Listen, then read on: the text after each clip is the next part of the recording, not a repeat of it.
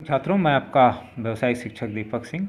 और दूसरा चैप्टर है। पहला हम लोगों ने मैकेनिकल वेव पढ़ा था तरंग में, पेपर 1 का। ये पेपर 1 है आपका।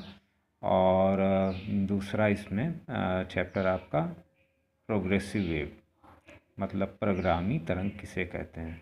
3 नंबर लिखा हुआ है बुक में। तो पहला पेपर आपका वही था औजार वाला, तो दूसरा आपका अप्रगामी तरंग जो कल हमने पढ़ाया था। हम दिखा भी देते हैं आपको एक छोटा सा, यही लाप्लास का संशोधन बताया था। उसमें हमने आपको बहुत इम्पोर्टेंट क्वेश्चन है। और यांत्रिक तरंगों के प्रकार, ये चीज़ अनुप्रस्थ और अनुदैर्घ्य को बताया था, संपीड़न विदलन, श्रृंग गर्त को। और इसमें वही वायु में ध्वनि की चाल का और ताप का क्या प्रभाव पड़ता है। तो इसके लिए हम लोगों ने एक सूत्र निकाला था कि गैस का ताप नियत रहने पर ध्वनि की चाल पर दाब परिवर्तन का कोई प्रभाव नहीं पड़ता, मतलब P/D नियतांक। तो ये लाप्लास का फार्मूला है P/D का ध्वनि की चाल के लिए। V = गामा P/P आपका प्रेशर है और D आपका घनत्व है। तो इस तरह से हमने इसको पढ़ा था पिछले चैप्टर में। अब इसका जो अगला चैप्टर वही तीसरा इस तरह से है, और बेसिकली ये दूसरा चैप्टर है। तो तरंग गति क्या है। तो यांत्रिक तरंग अर्थात तरंग गति, तो आप जान ही रहे हैं कि एक विक्षोभ है, आपने ईटा तालाब में फेंक दिया तो वो अपना बिना माध्यम रूप बदले एक निश्चित चाल से आगे बढ़ता है, उसी को हम तरंग कहते हैं, तरंग गति है। और इसकी विशेषताएं भी वही होती हैं कि प्रत्यास्था और जड़त्व इसके अंदर, मतलब इलास्टिसिटी रहे और जड़त्व के गुण हो, तो भी इसके अंदर तरंग हम मैकेनिकल तरंग उत्पन्न कर सकते हैं, जैसे रस्सी में, तालाब में। और तरंग गति में कण जो है एक स्थान से दूसरे स्थान पे नहीं जाते, बल्कि वो अपना ऊपर नीचे करते रहते हैं, इधर उधर कंपन करते रहते हैं, ऊपर नीचे या दाएं बाएं। तो इस तरह से हम मैंने तरंग गति की विशेषताओं को समझा। आइए समझते हैं समतल प्रगामी तरंग क्या है। ये बड़ी आसान सी चीज़ है कि अगर हम किसी माध्यम में लगातार तरंग, कोई रस्सी हिला रहे हैं या तरंग उत्पन्न कर रहे हैं, तो माध्यम पे कण लगातार कंपन करते रहते हैं। तो इसी विक्षोभ को हम प्रगामी तरंग धारा भी कहेंगे, अथवा इसका दूसरा नाम है और समतल प्रगामी तरंग भी कहेंगे। यदि हम जल के अलग अलग स्थानों पर कार आप रख लीजिए और उसके साथ जो है अपना कंपन कराइए, तो अब सभी कार जो है तालाब में अपने स्थान पर साधारण स्थिति में ऊपर नीचे कंपन करेंगे। और सबसे पहले वाला पहले करेगा और अंत वाला अंत में करेगा। ये इस तरह से चलता रहेगा। और अगर हम ध्यान से देखें तो समतल प्रगामी तरंग के विभिन्न प्रकार के समीकरण, तो एक समीकरण बनता है, इसको हम लोग सिंपल हार्मोनिक प्रोग्रेसिव वेव भी कहते हैं, सरल आवर्त प्रगामी तरंग। देख लीजिए, एक्स एक्सिस इसको कहते हैं और वाई इस पर, और इस पर हम लोग जो है इस तरह से तरंग अगर बनाएं, तो इसके अंदर जो है आपका एक जो आपने ये तो पढ़ा ही था मैकेनिकल में हम लोगों ने। तो इसमें ये आयाम होगा, और यहाँ से यहाँ तक, मतलब एक पॉइंट से एक पॉइंट तक की दूरी को हम लैम्डा कहेंगे, इसको भी हमने पढ़ा था। और ये पॉइंट की दूरी मान लीजिए ए से, यहाँ ये कण चल रहा है ए ओ, ऐसे ऐसे ऐसे ऐसे कंपन हो रहा है, तो ए से ओ की दूरी यक्स अगर मान ली जाए, तो एक समीकरण बनता है जिसे हम y से लिखते हैं, y = a, वही आयाम साइन 2 पाई, मतलब 2 पाई का मतलब 360 यहाँ पे, और t/t, तो t सेकंड के लिए वही कण, और कैपिटल T आपका आवर्तकाल, यक्स आपकी वही कण से दूरी, और लैम्डा आपका मतलब एक साइकिल। तो इस तरह से यही एक समीकरण माइनस में, और एक समीकरण आपका यदि तरंग x अक्ष की ऋणात्मक दिशा में गमन कर रही हो, तो अगर मतलब वही यक्स का ये इस तरफ अगर गमन कर रही हो तो ये प्लस हो जाएगा, यक्स अपान लैम्डा हो जाए, ये प्लस हो जाएगा। तो वह ये तरंग परिक्रामी तरंग का समीकरण है। और कला तथा कलांतर आप जान ही रहे हैं कि कला जब कोई क्षण कंपन करेगा तो उसका विस्थापन गति में जो है इसको फाई से आप दिखाएंगे, कला जो है कला के कोण को। और जब कोई तरंग माध्यम में चलती है तो समय स्थिति में एक ही प्रकार से कंपन करती है। और ध्यान से अगर आप देखें तो कुछ कण ऊपर नीचे अलग अलग होते हैं, तो उन्हीं का जो अंतर होता है वही कलांतर होता है।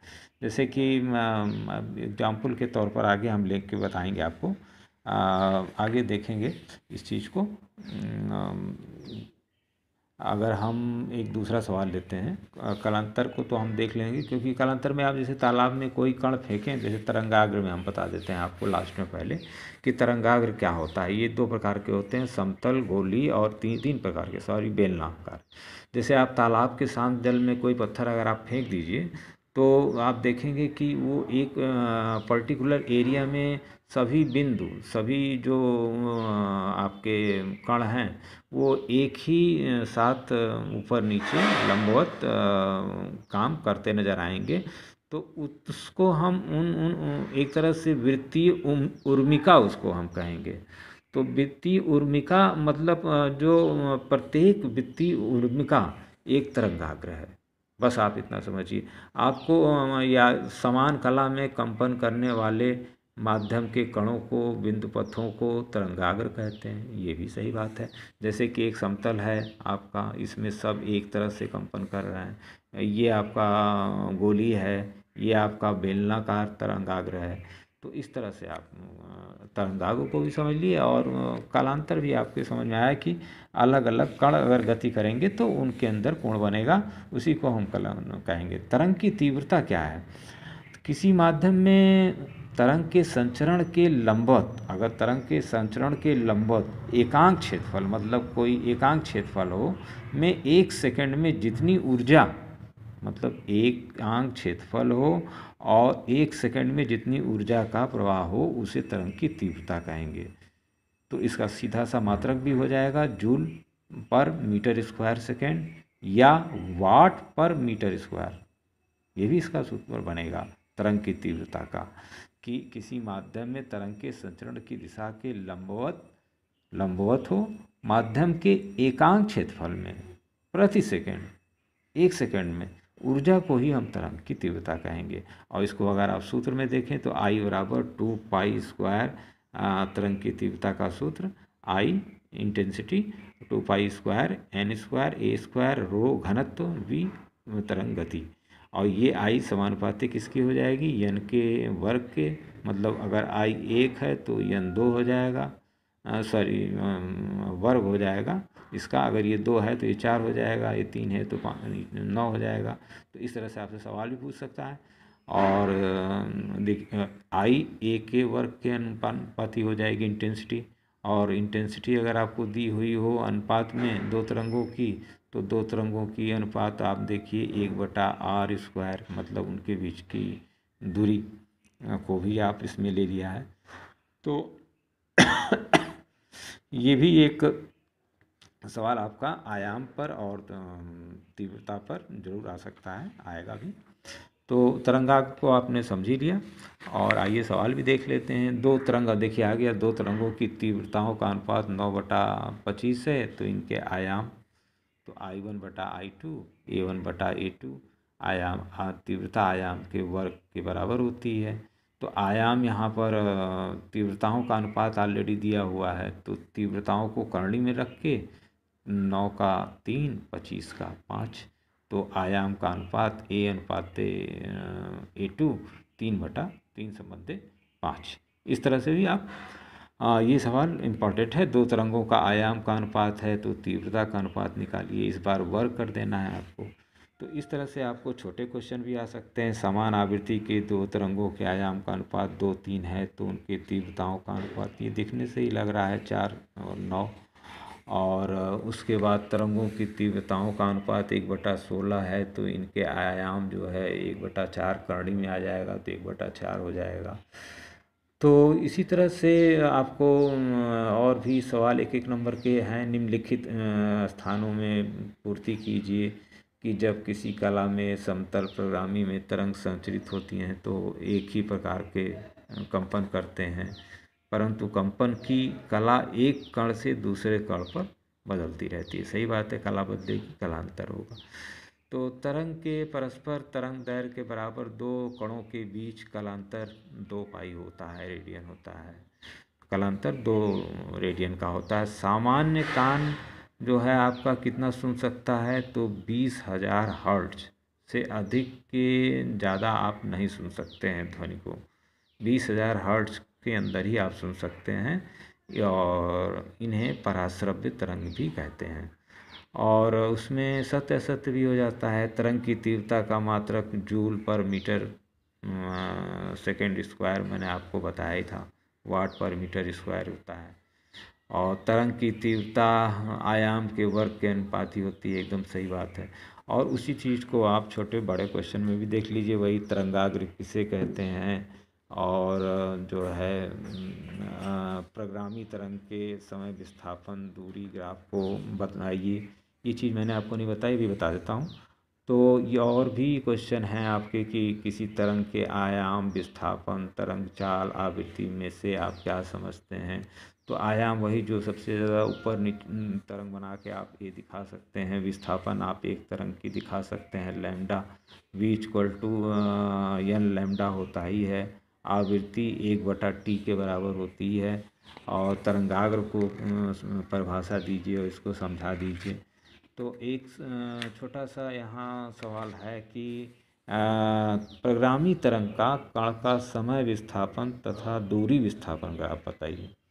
बहुत आसान सी चीज़ है। कण का समय विस्थापन जो है y और x पर, y पर हम विस्थापन लेंगे और x पे हम समय लेंगे।